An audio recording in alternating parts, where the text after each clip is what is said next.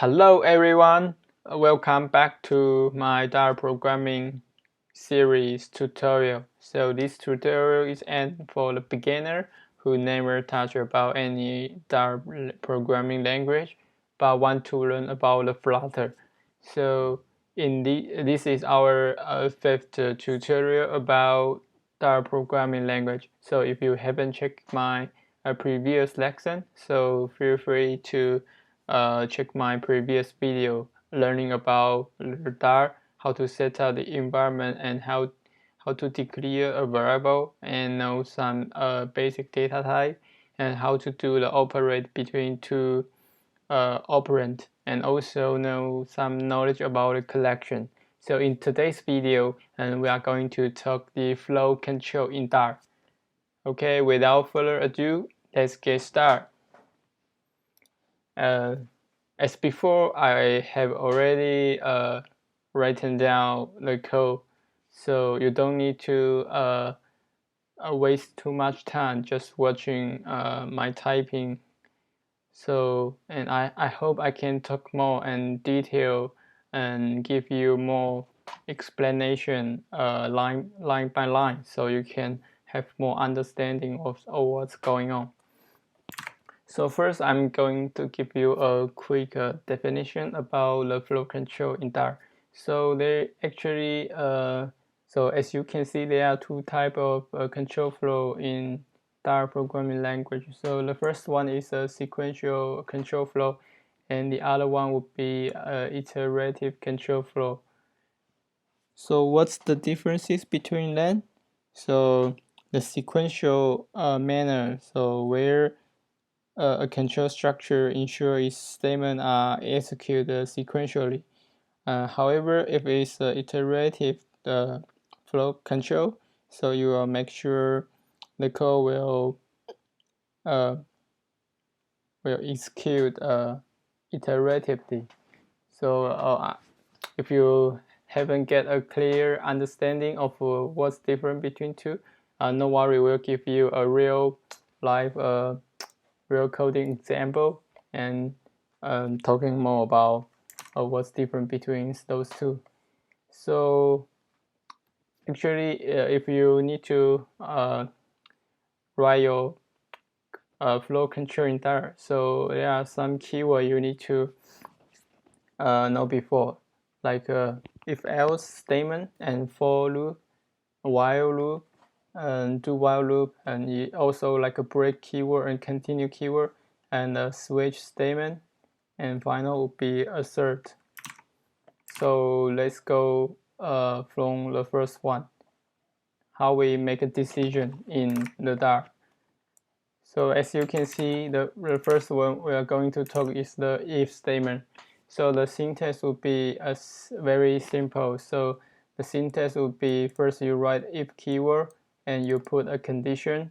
So if the condition is true, so the statement inside this curly bracket will be executed. So for example, we declare a variable called is Hungary. So since we using Dart inference, so we know this type of variable will have a boolean. So if we put the boolean type, the value will be true. So this statement will be executed. So we can see if we run the code, we will see going to each statement will be printed out in the console. However, if we change this value to false, and if we run the code again, so we didn't see anything print out to the console because this line statement will be no execute. So this is actually like it's a sequential control flow. So it just executes a statement from top to bottom, and based on the condition render which render to render, so which line. Okay, so we're moving to next. The next one would be if else statement. So So for this example, so we have is Hungary to be false. So other than that, any statement will be and will be executed if the is Hungary to be true. Like for example, so I change this back to true. So first we run this code and you see what I'm talking. So we run the code again. So you can see if the Hungary is true, so we can see we are going to eat. And however, if it's going to, if I change this statement to false, this variable to false, first I need to comment this out, sorry. So, and I execute this code again. So you will see I'm no hungry.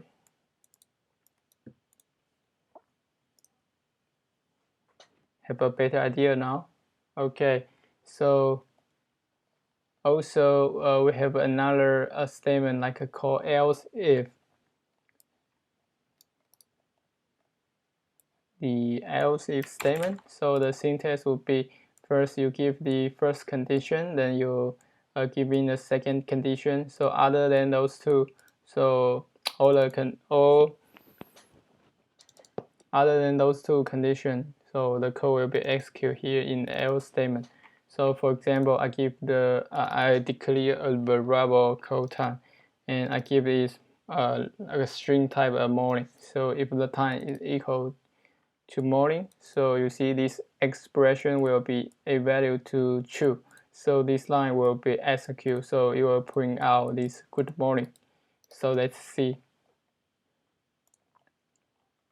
Yeah, you see the good morning is printed out on the console. So if we change this to afternoon, so I think the line 23 will be executed. So we'll see good afternoon in the console, right?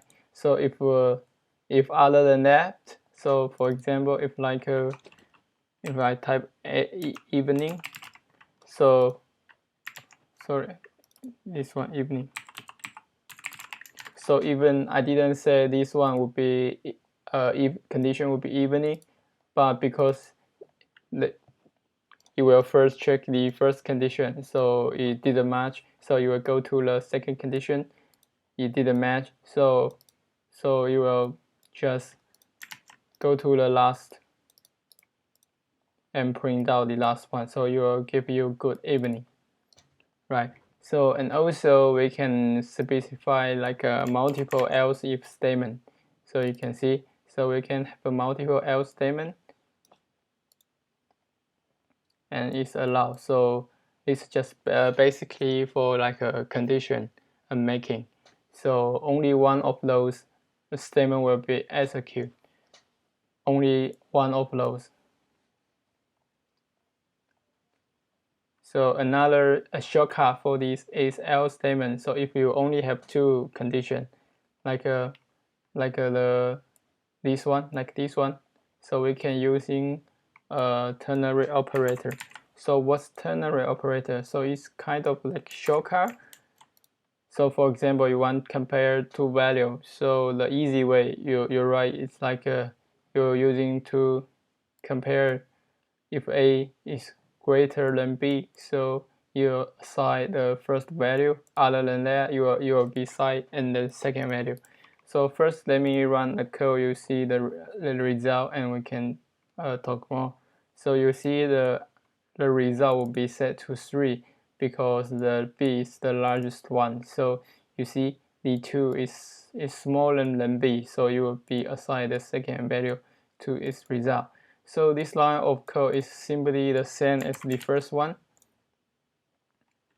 You see, so first you compare these two numbers. So if B is greater than that, so you assign A. So if A is smaller than B, so you assign B to the result. So this just the syntax sugar, yeah, for you to write this code more easily, yeah, and concisely, yeah. So another one, so are we talking the iterative control flow now? So the first one would be the for loop. So the syntax for loop would be, so you give the iterator in the statement. So like for example, So in this line of code, I will print out the 0, 1, 2, 3, and 4. Total is 5 times. Since we start from the 0, yeah, here. Maybe I need to give some, you can see more clearly, yeah.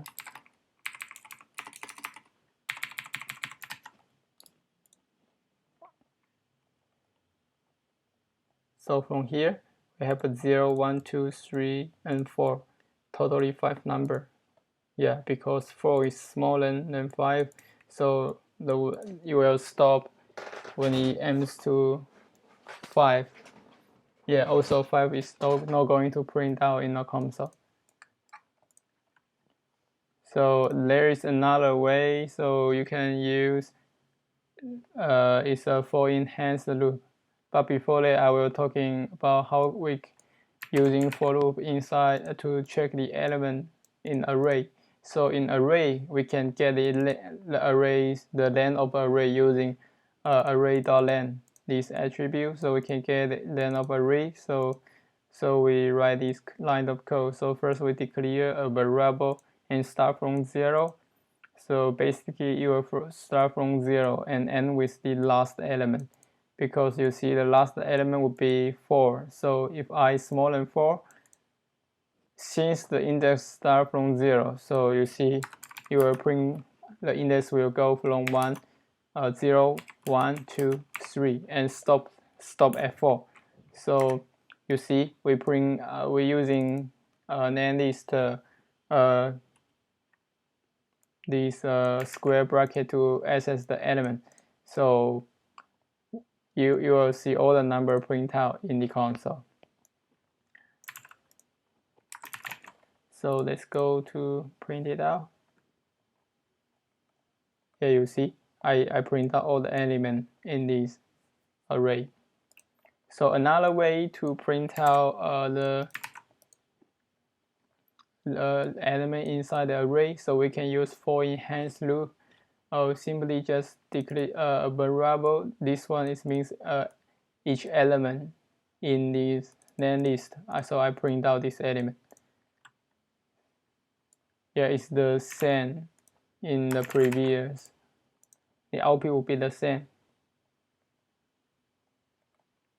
So you see, so the last one will be 4, 3, 2, 1. 4, 3, 2, 1. Yeah, those the same. So what's the differences between those two? So if you're using this way, you can access the index. So for example, if you're trying to access the index and or the index will be useful in the future, I recommend you using this way. However, if you didn't consider like index anymore, so you can using this way just for shortcut. Yeah. Okay, so we move to next one. We can also do some like a condition, decision condition making inside this loop. So for example, we have a list of number, and I want to print out only the odd. Yeah, it's an odd number, no odd number. I want only print out the odd number. So let's see. I will print out the. Okay, first let me to separate it first.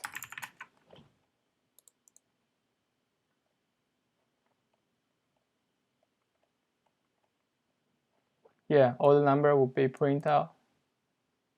4, 2, 6. You see, since we check if the element mode 2 will be 0, I print out this value. So you can see after execute this line, I will get 6, 2, and 4. So we can make a like a condition check inside the for loop. So also we have another loop kind of it's called while loop. So what's while loop? While loop is simply will be the same as the for loop, but you can just first declare this variable outside this condition. So you're using this one.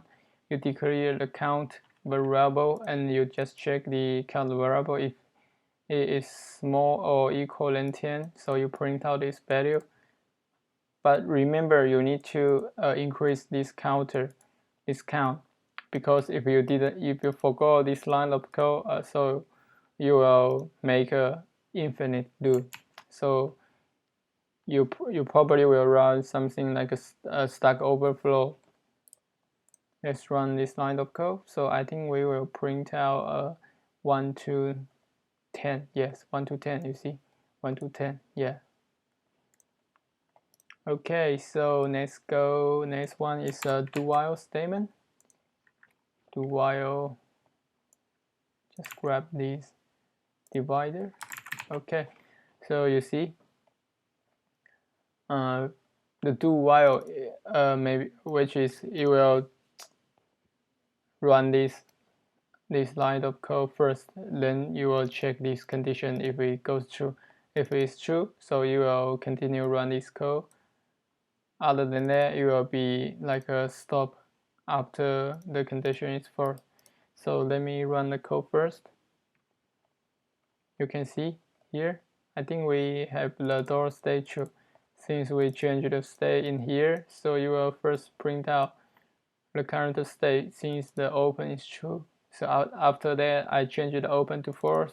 So this condition will be no true as a false. So you will be stopped after this one.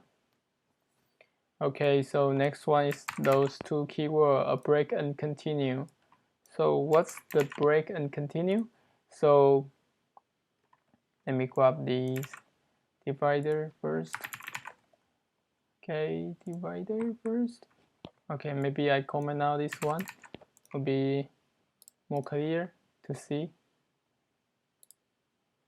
Okay, let me clear my console and run again.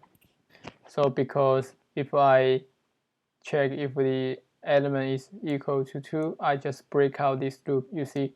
So this whole loop will be stopped after I use this breakout statement. You see, you will break out the outer loop. So for example, if I have a double for loop, like a nested for loop, so if I using break inside this second for loop, I will only break out this nested for loop.